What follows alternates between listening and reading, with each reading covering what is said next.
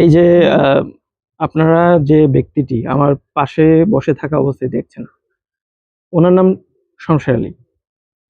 বিগত 15 বছর আগে উনি ওনার ছেলেকে বিদেশ পাঠানোর জন্য আখাউড়ার উপজেলার খরমপুর এলাকার ম্যান পাওয়ারের যারা ব্যবসা করে বা বিদেশ পাঠায়, ওনার নাম হচ্ছে, ভদ্রলোকের নাম হচ্ছে দুলাল খাদেম।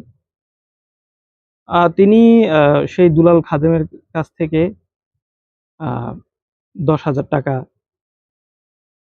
কর্জ আনেন এবং এই 10,000 টাকা কর্জ আনার পর উনি দেখেন যে ওই 10,000 টাকায় একটা 100 টাকার নোট আসলে বেশি আছে।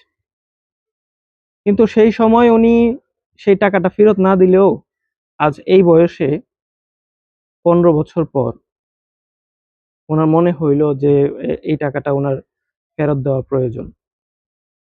এবং উনি গতকাল এই ব্রাহ্মণবাড়িয়া সদর উপজেলার মইন্দগ্রাম থেকে 35 কিলোমিটার পাড়ি দিয়ে আখাউড়ার এই খরমপুর এলাকায় দুলাল খাদেমের বাড়িতে তিনি সেখানে যান এবং সেই 100 টাকা ফেরত দেওয়ার চেষ্টা করেন। তো চাচার কথা হচ্ছে যে দুনিয়াতে কেউই থাকবে না, সবাই একদিন না একদিন উপরে যেতে হবে, ঠিক না চাচা? আর যাওয়ার আগে পৃথিবীতে থাকাকালীন সময়ে যত ধরনের পাওনা, যত ধরনের দেনা আছে সকলেরই উচিত মিটাই দেওয়া। কি বলেন চাচা?